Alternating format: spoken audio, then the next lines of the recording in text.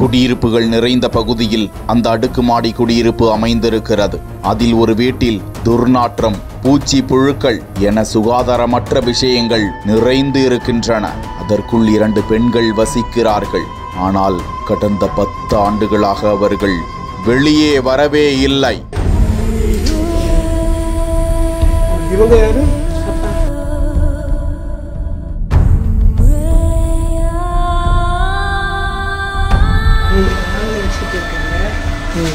Coffee கொடுத்துருவீங்களா? Coffee போட்டு நீங்கள் குடிப்பீங்கன்னா அப்புறம் என்ன ஹைஜீனிக் யாரும் சாப்பிட்றது இல்லை. அதனால நாங்கள் யாருக்கும். நீங்கள் மேரிடா? இல்லை இல்லை. இதெல்லாம் என்னது? இதில் என்னென்ன வச்சுருக்கீங்க? இது வந்து வாங்கின ஃபுட்டு, அது இட்லி, அது வந்து என்ன தயிர், மோர், அந்த மாதிரி பால் வாங்கல. அதனால அந்த மாதிரி வாங்கி வச்சுருக்கோம். உங்களுக்கு என்ன ஹெல்ப் பண்ணணும் உங்களுக்கு? இங்கே இருக்கிறது ஃபுல்லாகவே டாக்டர். இந்த இடம் இது வந்து ஃபுல்லாகவே அதான் எங்களால் வெளியில் போட முடியாதுனால இங்கே நிறைய சேர்ந்துருக்கு. அம்மா சேர்த்து வைக்கிறாங்க, வச்சு பிரயோஜனம் இல்லை. வெளியில் போட்டால் தான் அது வெளியில் போகும்.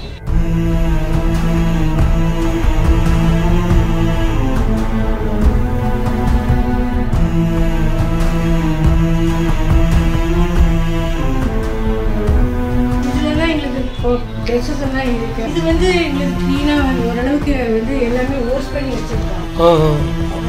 லைட் இல்லையா இங்கே? இங்கே ஃபயர் ஆயிருக்கு. இதே பாச்சு 19ல ஆச்சு. 19ல ஆச்சு. அப்படியே வச்சிருக்கீங்க? ஆமாம், எங்களுக்கு அஃபோர்டபிலிட்டி இல்லை.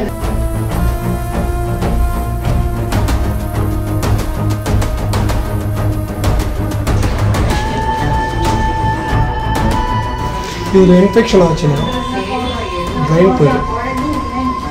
ஸோ நீங்கள் எனக்கு நீங்கள் கோஆப்ரேட் பண்ணுங்கள், நான் உங்களுக்கு கோஆப்ரேட் பண்ணுங்கள், நீங்கள் எனக்கு கோஆப்ரேட் பண்ணுங்கள். இங்கே ஒரு சமையல் ரூம் இருக்கு. இதுதான் மெயின் சமையல்லாம் முதல்ல வச்சுட்டு இருந்தோம். அப்புறமா வந்து இங்கே ஏதோ என்ன பிரச்சனை உங்களுக்கு? என்ன பிரச்சனைனா என்னால் வெளியே எடுத்துன்னு போய் போட முடியல. கார்டியில் தான் மெயின் பிரச்சனை. இப்போ எல்லாமே எடுத்து போட்டுறேன். எனக்கு அப்படி அது கூட அப்போ திருப்பி பேக்கேஜஸ் வரும். அதில் டெய்லி வந்து உங்களுக்கு வந்து எடுத்து போய்ட்டு டெய்லி கூட வேண்டாம், வீக்லி ட்வைஸ் தான் வந்து. ஹாய் மா, ஹவ் ஆர் யூ? குடியிருப்புகள் நிறைந்த பகுதியில் அந்த அடுக்குமாடி குடியிருப்பு அமைந்திருக்கிறது. அதில் ஒரு வீட்டில் துர்நாற்றம், பூச்சி, புழுக்கள் என சுகாதாரமற்ற விஷயங்கள் நிறைந்து இருக்கின்றன. அதற்குள் 2 பெண்கள் வசிக்கிறார்கள். ஆனால் கடந்த 10 ஆண்டுகளாக அவர்கள் வெளியே வரவே இல்லை. ஒருவரது இல்லத்திற்குள் அவர்களது அனுமதி இல்லாமல் செல்வது தவறுதான். ஆனால் இங்கு சென்றே ஆக வேண்டும். இது பொதுவெளி பிரச்சனையாகி இருக்கிறது. அதற்குள் முடங்கி இருப்பவர்களுக்கு உதவி தேவைப்படுவதை உணராதவர்களாக அவர்கள் இருக்கிறார்கள். உள்ளே செல்கிறார் ஒரு சமூக ஆர்வலர். 40 வயது நிரம்பிய பெண் ஒருவர் சாதாரணமாக ஆங்கிலத்தில் பேசுகிறார். 65 வயதை கடந்தவராக ஒரு மூதாட்டியும் வீட்டிற்குள் இருக்கிறார். அவர் வேற்று மனிதர்கள் உள்ளே வருவதை அனுமதிக்கவில்லை.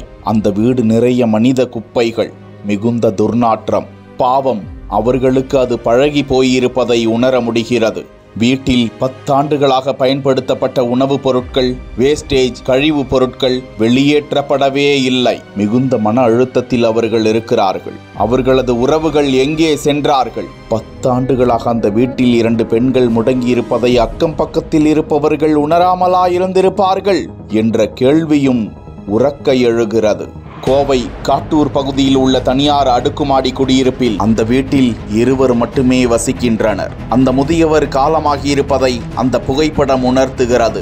அந்த 2 பெண்களும் அக்கம் பக்கத்தினர் யாருடனும் எந்தவிதமான பேச்சுவார்த்தையும் இல்லாமல், உலக தொடர்பே இல்லாமல் இருக்கின்றனர். பல வருடங்களாக வீட்டை சுத்தம் செய்யாததால் வீடே குப்பை கூளமாக காட்சியளிக்கின்றன.